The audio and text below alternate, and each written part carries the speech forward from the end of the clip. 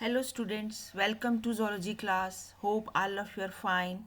Today, in continuation to my presentations on genetics, I am taking my fourth topic on genetics, and today's topic is genome and human genome project. So, what is genome? Genome refers to a complete set of genetic information of an organism. And our body contains about 100 million cells, but complete set of genetic information in each cell is same. So, what we mean by genome? So, genome is the complete genetic information of an individual, and our body contains about 100 million cells, but in each cell, the genetic information of an individual is same. And from the genome, there is one more term, and that is known as the genomics. The term genomics is derived from the word genome, and genomic refers to the study of genes, their structure and functioning. So, genomic is the study of genes, their structure and functioning. And genomic was introduced by Thomas Roderick as a discipline of science dealing with mapping, sequencing, and analyzing of genome. So, genomic term was given by Thomas Roderick. And human genome, as you know, that it consists of 23 pairs of chromosomes, and all chromosomes they contain DNA, and the mitochondria of the cell contains additional DNA that is inherited from the mother. So each individual, each human being, it has 23 chromosomes, 23 pairs of chromosomes, and they contain DNA. And in addition to the DNA in 23 pairs of chromosomes, the mitochondria of cell also contains DNA which is inherited from the mother. So this is DNA. Then what is Human Genome Project? Human Genome Project, or HGP, was an international scientific research project which got successfully completed in the year 2003 by sequencing the entire human genome of 3.3 billion base pairs. And this project was launched or started in 1990, and it was initially coordinated by United States Department of Energy and National Institute of Health. It means that this project, that is Human Genome Project, or HGP, it was launched in 1990, and it was completed in the year 2003, and it took about 13 years to complete. And this project of human genome was initially coordinated by US Department of Energy and National Institute of Health, and during early years of project, the Wellcome Trust in UK, it became a major partner, and afterwards many countries they joined it, like Japan, France, Germany, China, and many other countries. And Human Genome Project led to the growth of bioinformatics, which is a vast field of research, and the successful sequencing of human genome project could solve the mystery of many disorders in human beings and gave us a way to cope up with them. So, Human Genome Project, it led to the growth of the bioinformatics, which is a very vast field of research. And after sequencing of the human genome in Human Genome Project, the mystery of many disorders in human beings was solved. And it means that Human Genome Project, it is very useful. So this is the introduction about the Human Genome Project. Then what are the goals of Human Genome Project. First of all, optimizing of the data analysis, then sequencing the entire genome, then identification of the complete human genome, then creating genome sequence database to store the data, then transfer related technologies to other sectors like industries, and taking care of legal, ethical, and social issues that the project may pose. So, what are the goals of the genome project? It means the goal of the human genome projects are the to create genome sequence and to store the data, then sequencing the entire human genome, then optimizing the data, and then this data of human genome project can be transferred to other technologies or the other sectors like in industries. Then human genome project takes care of the legal, ethical, and social issues that the project may pose. So this is very useful project. Then what are the methods of human genome project? In this human genome project, two different and significant methods are used. Number one is expressing sequence tags wherein the genes are differentiated into the ones forming a part of the genome and the others which express RNA. So first method is that sequence of the genes, it is tagged where the genes are differentiated into one type of genes which form the part of the genome and the other type of genes which express only the RNA. And the second method is sequencing annotation wherein the entire genome was first sequenced and then the functional tags were assigned later. So in this method, first of all, the genes in the genome are sequenced and the function of each gene is assigned later. So these can be the two methods of the human genome project. Then comes the process of the human genome project.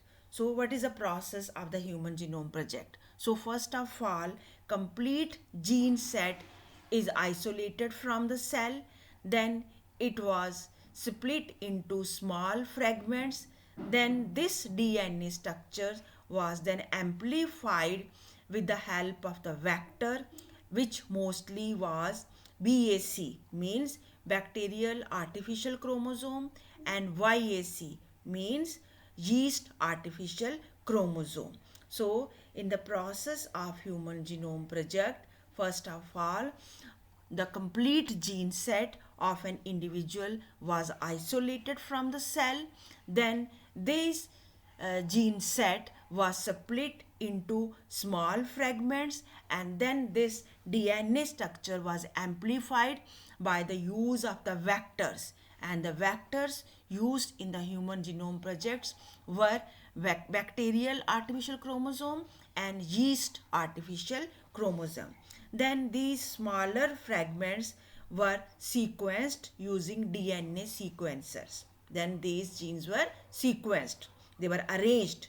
Then on the basis of the overlapping regions, the sequence were then arranged, and all the information of this genome sequence was then stored in a computer based program, and in this way the entire genome was sequenced and stored in the database in computers. And genome mapping was the next goal, which was achieved with the help of the microsatellites, means repetitive DNA sequences. So, after taking the complete gene set from the cell, then splitting into the small fragments, then using the vectors like BAC and YAC, these smaller fragments were sequenced, and then this sequence was stored in computer based program, and then the entire genome was sequenced and stored, and genome mapping was done afterwards. So this is the process of the Human Genome Project.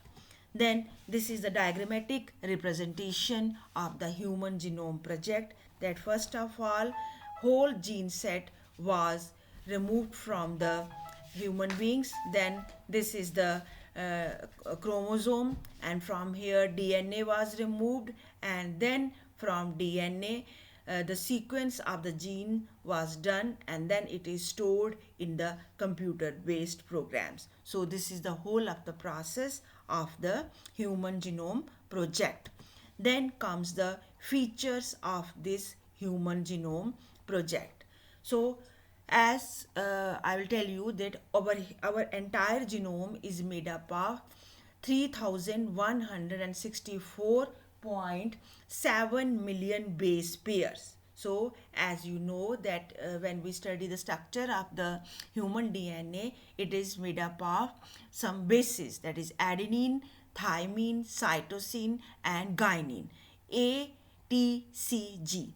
A is bonded with T and C is bonded with G. So in this way A and T forms one base pair, C and G forms one base pair, and in this way the our entire genome is made up of 3164.7 million base pairs, and on average a gene is made up of 3000 bases. One gene is made up of 3000 bases, and with largest known human gene is dystrophin. It contains 2.4 million bases, and the total number of genes is estimated to be 30,000, and almost 99.9% bases, they are exactly same in all the people, and only 0.1% bases are different, which makes the individual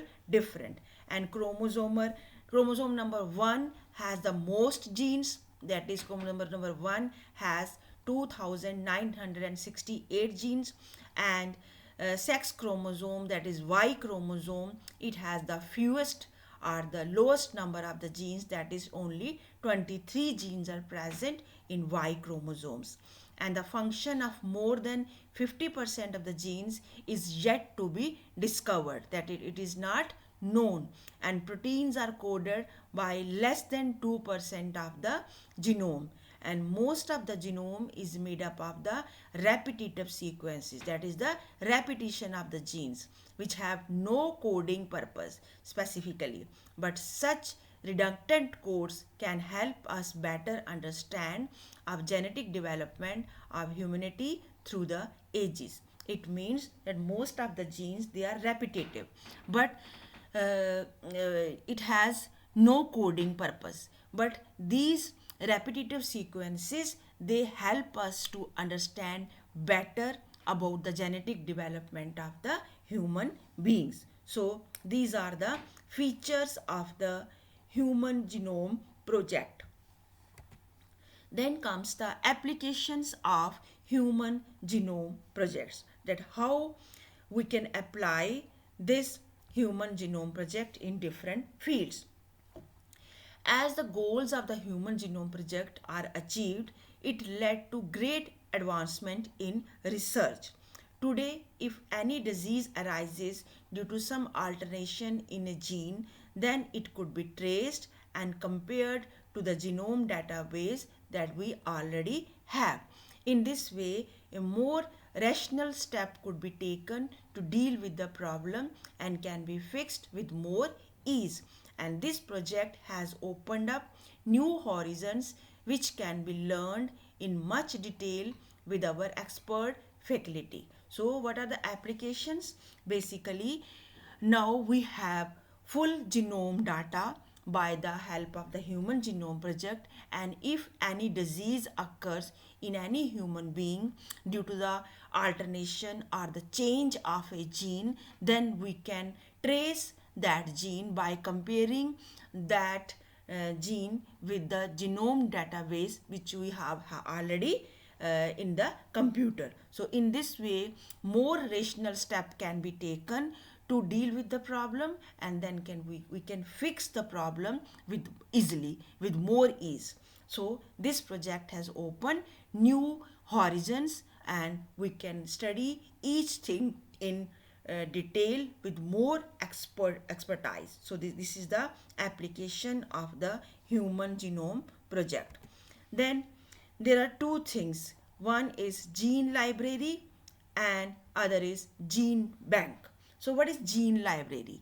Gene library contains a number of copies of many of the desired genes or the DNA fragments. So gene library contains the DNA fragments or the copies of the desired genes. And one more thing is there, that is a gene bank. So gene bank, it is a collection of clones of known fragments of DNA, then genes, gene maps, seeds, frozen sperms, and eggs or embryos. So gene banks contain the fragments of DNA, then desired genes, gene maps, seeds, and frozen sperms and eggs, or even embryos are also present in gene banks. So these are the different concepts which we have studied in Human Genome Project. Then comes the different concepts of the Genome Project that we have studied, that what are the goals, what are the methods, what is the process of Human Genome Project, where it was launched and how much time it took to complete, and what is its usefulness, and so what is gene bank and then gene library. So these were the different concepts which you have studied today in our topic about genome and Human Genome Project. Now you have to go through this presentation again and again, then you have to revise it, learn it, and prepare notes. And if you find any difficulty, we can discuss those difficulties in our online class. Thank you.